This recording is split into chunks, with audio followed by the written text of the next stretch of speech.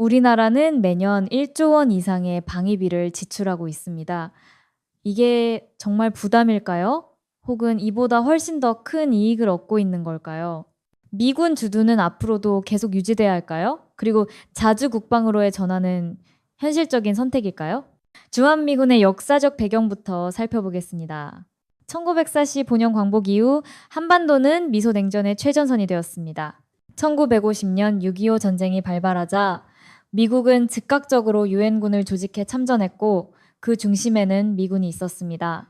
이후 1953년 정전협정 체결과 동시에 한국과 미국은 상호방위 조약을 맺었고 이로써 주한미군의 정식 주둔이 시작됩니다.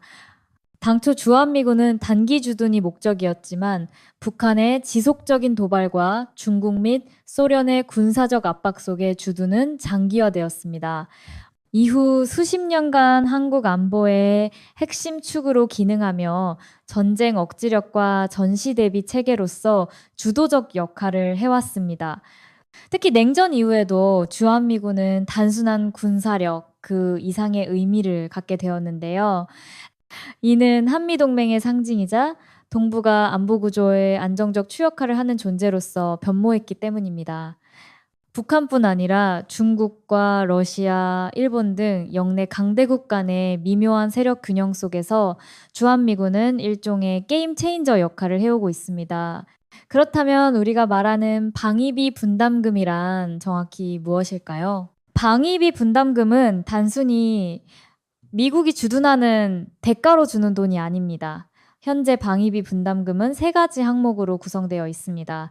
인건비 지원, 한국인 근로자 급여 등, 군사 건설비, 기지 내 시설 확충 등, 군수 지원비, 탄약, 연료, 장비, 유지 등.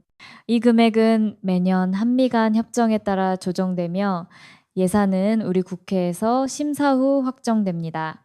즉, 단순히 미국이 달라고 해서 무조건 지급되는 게 아니라 한국 내부의 절차를 거쳐야 하는 구조입니다. 예를 들어 2021년 체결된 11차 SMA에서는 2020년 대비 13.9% 인상된 연간 약 1조 1,813억 원을 부담하기로 합의했습니다. 이는 한국 전체 국방비의 3% 수준이며 한국 GDP 대비로는 약 0.06%에 해당하는 비율입니다. 이 수치는 국제적으로도 꽤 높은 수준으로 평가받고 있습니다. 일본이나 독일 역시 미군 주둔국이지만 한국만큼 급격한 인상을 요구받지는 않았고 실제 분담률도 유사하거나 더 낮은 경우가 많습니다. 하지만 미국 입장에서는 미국 국민의 세금으로 외국을 지킨다는 정치적 부담이 있고 이로 인해 주기적으로 분담금 인상을 요구하게 되는 구조입니다. 그렇다면 이렇게 큰 금액을 들여가며 주한미군을 유지하는 이유는 무엇일까요? 단순히 동맹이니까일까요? 아닙니다. 주한미군은 한국의 막대한 안보적, 경제적 실익을 안겨주는 존재입니다. 첫째, 군사적 측면입니다.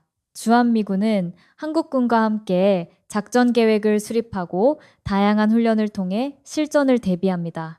특히 전시작전 통제권, 전작권이 아직 완전히 이양되지 않은 상황에서 주한미군의 존재는 곧 미국의 자동 개입 보장을 의미합니다. 이는 북한에 대한 강력한 억제력으로 작용합니다. 둘째, 경제적 측면입니다. 주한미군이 사용하는 물자, 인프라, 서비스는 상당 부분 한국 내에서 조달됩니다. 특히 평택기지 이전 이후 지역 경제에 미치는 긍정적 파급 효과는 수천억 원에 달합니다. 미군 가족의 소비, 협력업체의 고용 창출 등은 지역 주민들에게 직접적인 혜택을 줍니다. 셋째, 기술 협력과 정보 공유 측면입니다.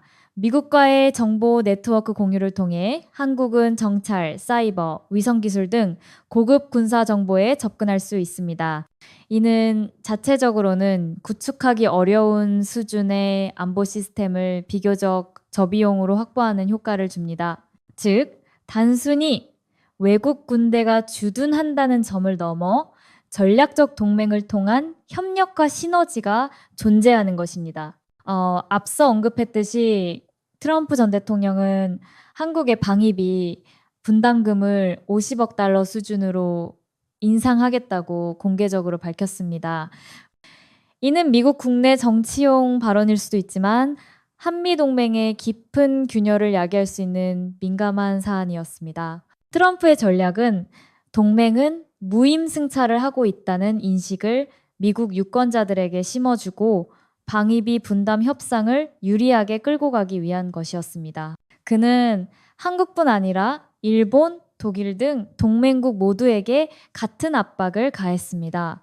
이로 인해 한미 간 협상이 지연되었고 일시적으로 방위비 협정 공백 상태가 발생하기도 했습니다. 그 과정에서 미군 한국인 직원들이 무급휴직 상태에 놓이는 등 실제 피해가 발생했습니다.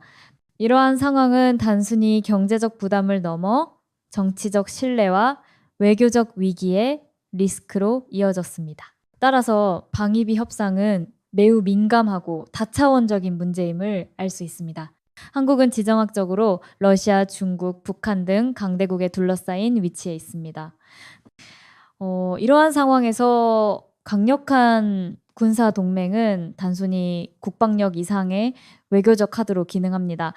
주한미군의 존재는 한국의 군사력을 실질적으로 강화하는 동시에 미국과의 연계된 억제력을 만들어냅니다. 이는 주변국에 한국을 공격하면 곧 미국을 상대로 한 전쟁이 된다는 메시지를 전달합니다. 또한 한국은 주한미군과의 협력 아래 최첨단 군사기술과 작전 능력을 지속적으로 습득하고 있습니다. 예를 들어 미군과 함께하는 한미연합훈련은 단순한 군사훈련이 아니라 실제 전투 능력을 현실화하는 계기가 됩니다. 하지만 동시에 주한미군은 미국의 전략적 필요에 따라 재배치될 가능성도 존재합니다.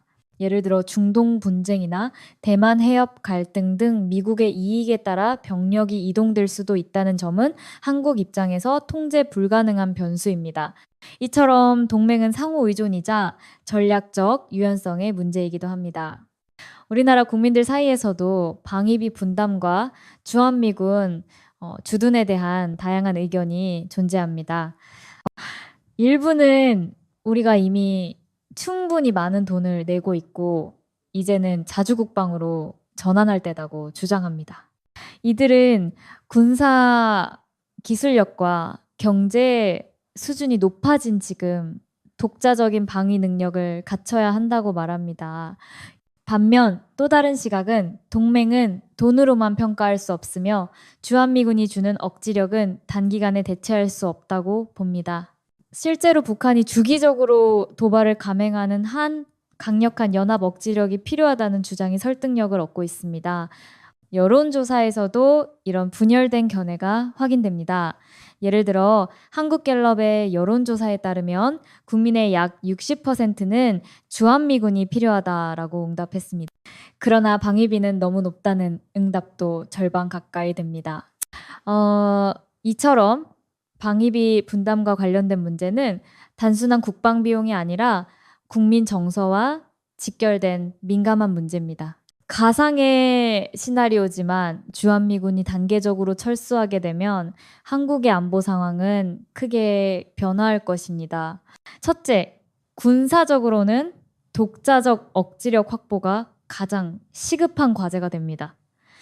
이는 전력 증강, 전시작 정권 완전 전환, 정찰 자산 확충, 해상 공중 능력 확대 등 막대한 투자를 요구합니다. 둘째, 경제적으로는 방위비는 오히려 증가할 가능성이 큽니다. 미국이 제공하던 정보 자산, 무기 시스템, 공중보급 체계 등을 자체적으로 갖춰야 하며 이는 연간 수조 원 이상의 예산 증가로 이어질 수 있습니다. 셋째, 외교적으로는 주변국의 태도가 변화할 수 있습니다. 특히 중국과 북한은 주한미군 철수를 한국이 미국과의 거리두기로 해석할 수 있고 이에 따라 정치적 압박 수위를 높일 수 있습니다. 넷째, 산업적으로는 관련 지역의 경제 위축이 발생할 수 있습니다. 평택, 동두천 등 주한미군 기지가 위치한 지역은 그에 따른 소비 투자 일자리 파급 효과가 크기 때문에 이들의 철수는 지역 경제에 부정적 영향을 미칩니다. 이처럼 주한미군 철수는 단순한 군사 문제가 아니라 정치, 외교, 경제, 사회 모든 영역에 파장을 일으키는 중대 사안입니다. 방위비 분담은 단지 수치를 놓고 따질 수 있는 문제가 아닙니다. 그것은 한미동맹이라는 기반 위에서 한국 안보의 핵심을 구성하는 요소이며 억지력, 기술협력, 경제파급력 등 다차원적인 가치가 뒤따릅니다. 주한미군의 존재는 단순히 외국군이 주둔하는 것을 넘어 한국 안보 전략의 뼈대입니다. 물론 향후 자주국방을 실현하기 위해 점진적이고 체계적인 준비는 필요하겠지만 단기간 내에 대체할 수 있는 자산은 아니라는 점도 분명합니다. 그렇기에 지금 이 순간 방위비 분담은 비용이라기보다는 한국의 안보와 외교를 위한 전략적 투자로 해석하는 것이 더 타당할 수 있습니다. 영상이 도움되셨다면 구독과 좋아요 부탁드립니다.